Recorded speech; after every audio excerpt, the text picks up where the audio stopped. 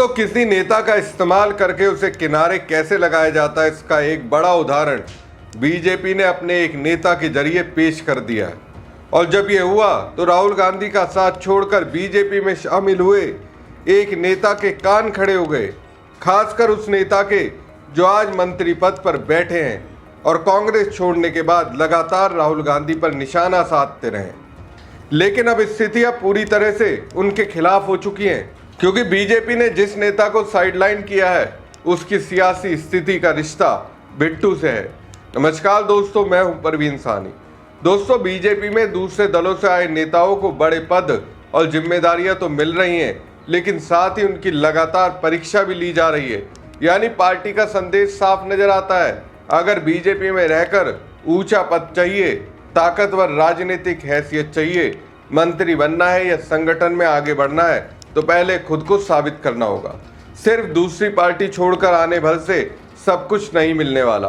दोस्तों, सिर्फ दूसरे दलों से आए नेता ही नहीं, बल्कि बीजेपी के मुस्लिम और ईसाई समुदाय से आने वाले नेताओं को भी इसी कसौटी पर परखा जा रहा है। केरलम में बीजेपी के एक ईसाई नेता के साथ हाल ही में कुछ ऐसा ही हुआ है, जिसने पार्टी के भीतर कई नेताओं को सोचने पर मजबूर कर दिया है, खासकर उन नेताओं को जो राहुल गांधी से बगावत कर कर बीजेपी में आए और पिछले संसद सत्र में राहुल गांधी पर जमकर हमला बोलते नजर आए थे। हो सकता है कि उस समय वो पार्टी नेतृत्व को अपनी वफादारी दिखाना चाहते हों, लेकिन अब जो घटनाक्रम सामने आया है उससे राहुल ने जिसे गद्दार कहा, उस नेता की चिंताएं बढ़ गई हैं। तो चलिए आपको बीजेपी के दो नेताओं की कहानी बताते हैं।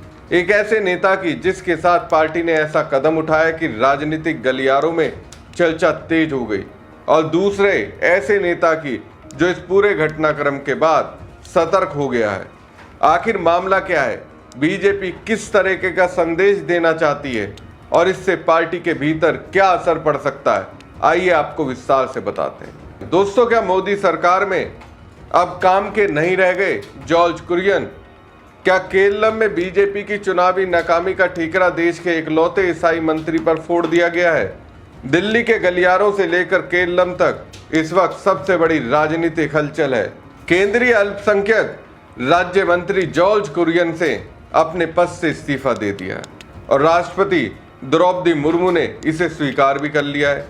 21 जून को उनका राज्यसभा का कार्यकाल समाप्त हुआ, लेकिन बीजेपी ने उन्हें दोबारा राज्यसभा के जरिए संसद भेजना मंजूर नहीं किया। उनका मंत्री बने रहना असंभव हो चुका था। हालांकि वो चाहते या पार्टी सरकार चाहती तो और 6 महीने तक मंत्री बनाए रख सकती थी, लेकिन मोदी सरकार में अकेले ईसाई मंत्री जॉर्ज कुरियन की छुट्टी हो गई। सवाल उठना लाजमी है कि आखिर 46 साल तक भाजपा की दरी बिछाने वाले और केरलम में ईसाइयों को जोड़ने वाले इस बड़े नेता को इस तरह के साइडलाइन क्यों किया गया। सवाल यह है कि राज्यसभा वाली जो स्थितियां जॉर्ज कुरियन की थी, वही रवनीत बिट्टू के लिए भी है, लेकिन वो आज भी सरकार में बने हैं। कब तक और कैसे बनेंगे, ये अभी भी साफ नहीं है। केरलम में बीजेपी लंबे समय से जमने की कोशिश कर रही है। 2024 के लोकसभा चुनाव में सुरेश गोपी ने तो अपने स्टारडम के दम पर लोकसभा सीट निकाल ली, तो उन्हें इनाम में मंत्री पद मिला। तब केरलम के विधानसभा चुनाव को देखते हुए सरकार में केरलम का कोटा बढ़ाया गया। Grass root worker George Kurian को संगठन के प्रति ईमानदारी और ईसाई होने के नाते मंत्री बनाया गया और इसके लिए लंबा तिगड़मी रास्ता निकाला। सिंधिया लोकसभा के सांसद बने तो उनकी जगह पर अगस्त 2024 में आधे टर्म के लिए मध्य प्रदेश से राज्यसभा सांसद बनाया गया और फिर सरकार में मंत्री पद मिला। कुरियन के लिए बीजेपी का मैसेज था कि केरलम को भी सरकार अपना मानती है, भले ही चुनावी नंबर गेम में पार्टी कहीं ना टिकती हो। केरलम विधानसभा चुनाव में बीजेपी को करारी हार का सामना करना पड़ा। पार्टी 140 में से सिर्फ 3 सीटों पर सिमट कर रह गई। दिल्ली का मानना था कि कुरियन के चेहरे को आगे रखकर केरलम के मजबूत सीरो मालाबार कैथोलिक चर्च और बड़े ईसाई वोट बैंक को पार्टी के पाले में लाया जा सकेगा, लेकिन नतीजों ने साफ कर दिया कि कुरियन अपना ये टास्क पूरा नहीं कर पाए। खुद कुरियन भी जब केरल की कांजीरापल्ली विधानसभा सीट से चुनावी मैदान में उतरे तो वो कोई खास चुनावी करिश्मा नहीं दिखा पाए। इसी नाकामी का खामियाजा अब उन्हें भुगतना पड़ा है, जिसके चलते उन्हें राज्यसभा के लिए दोबारा टिकट नहीं दिया गया और उनकी मंत्री पद से छुट्टी कर दी गई। कुरियन बीजेपी नेता हैं, लेकिन उनके साथ जो हुआ उसने केरलम की राजनीति में सहानुभूति पैदा की है। इस्तीफे के बाद केरलम की राजनीति में भूचाल आ गया है और तीखी प्रतिक्रिया हो रही हैं। केरलम में कांग्रेस और लेफ्ट ने हल्ला मचाना शुरू किया कि बीजेपी ने इस्तेमाल करके फेंक दिया। जब तक बीजेपी को केरलम के ईसाई वोट चाहिए थे, तब तक कुरियन को चमकाया गया और जैसे ही चुनाव में नाकामी मिली, उन्हें बेकार समझकर बाहर कर दिया गया। राजनीति में मैसेजिंग बड़ी चीज होती है। जब जॉर्ज कुरियन को पार्टी ने इतना भाव दिया तो मैसेजिंग थी कि केरलम और ईसाई भी बीजेपी के लिए अहम है। अब क्या चीजें बदल गई हैं? केरलम की राजनीति में ईसाई निर्णायक एक्स फैक्टर है, जिसके बिना किसी के लिए जीतना असंभव जैसा है। करीब 18% आबादी वाले ईसाई पारंपरिक रूप से कांग्रेस के नेतृत्व वाले यूडीएफ का सबसे मजबूत वोट बैंक रहे। बीजेपी जब हिंदू हिंदू करते केरलम में घुसी तो उसने ईसाई आउटरीच किया। ईसाइयों को कांग्रेस से तोड़कर अपनी ओर लाने की मंशा थी। जॉर्ज कुरियन को केंद्र में मंत्री बनाया और इसी मिशन ईसाई आउटरीच का सबसे बड़ा हिस्सा था।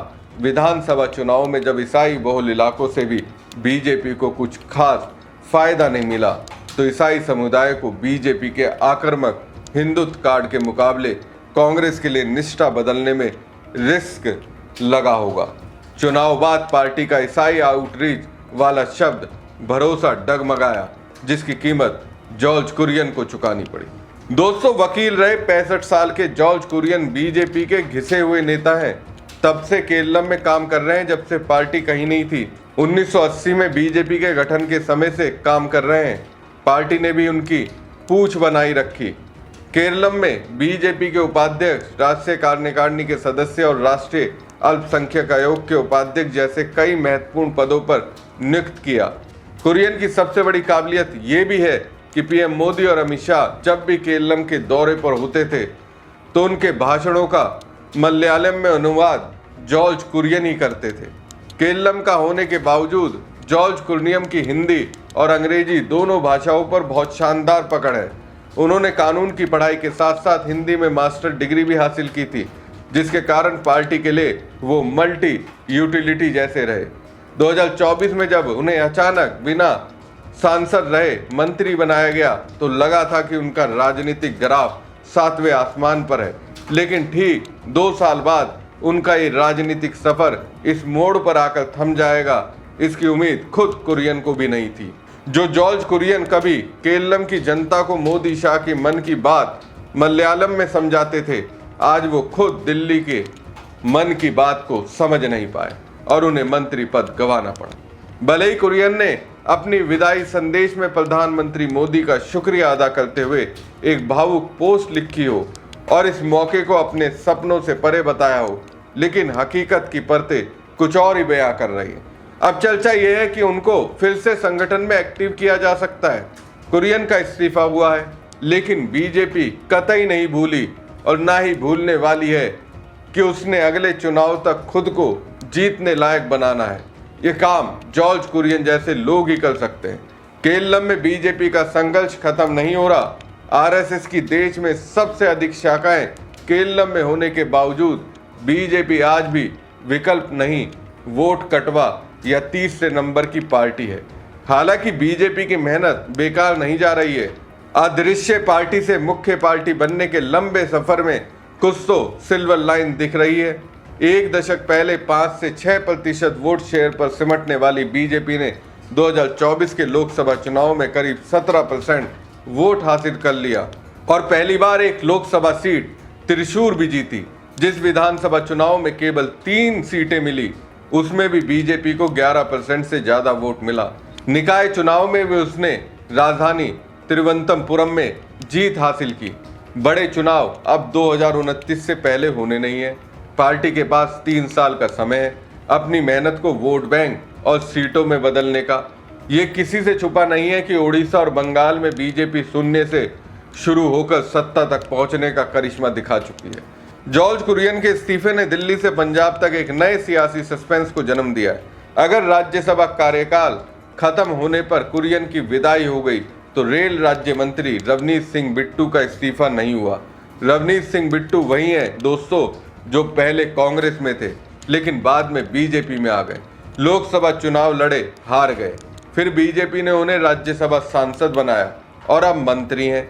एक दिन संसद भवन में सीढ़ी पर बैठकर राहुल गांधी समेत कांग्रेस सांसदों ने प्रदर्शन किया तो बिट्टू को देखकर राहुल गांधी ने गद्दार दोस्त कहकर हालचाल पूछा था।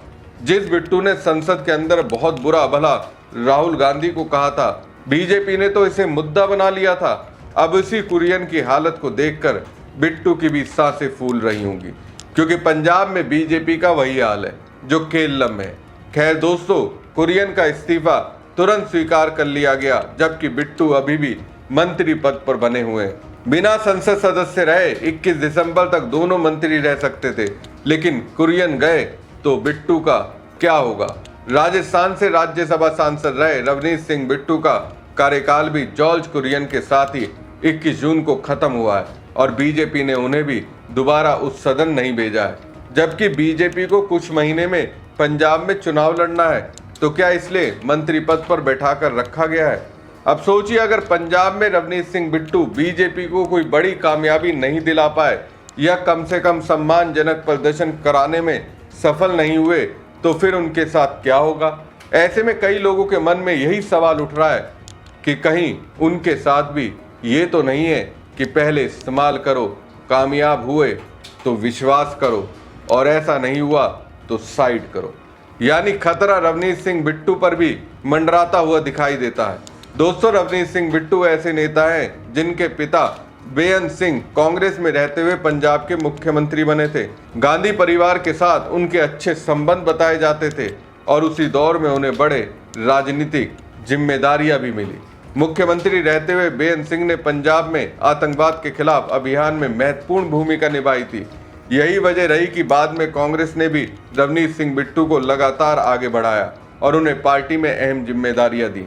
लेकिन अब तस्वीर पूरी तरह बदल चुकी है। रवनीत सिंह बिट्टू बीजेपी के साथ हैं और खुद को पार्टी का वफादार नेता भी बताते हैं। हालांकि बीजेपी की कार्यशैली को लेकर अक्सर ये कहा जाता है कि सिर्फ वफादारी का दावा करने से काम नहीं चलता, बल्कि उसे नतीजों के जरिए साबित भी करना पड़ता है। यानी पार्टी जहां आपको जिम्मेदारी देती है वहां आपको अपनी राजनीतिक उपयोगिता भी दिखानी होती है। अगर आप अपेक्षित परिणाम नहीं दे पाए तो फिर वही सवाल खड़ा हो जाता है कि क्या आपके साथ भी वही व्यवहार होगा जो हाल के दिनों में कुछ दूसरे नेताओं के साथ देखने को मिला। यही चर्चा इस समय राजनीतिक गलियारों में तेज है। हमारी खबर आपको कैसी लगी कमेंट बॉक्स में कमेंट करके जरूर बताएं। साथ ही पेज को ज़्यादा से ज़्यादा लाइक और शेयर कीजिएगा। धन्यवाद।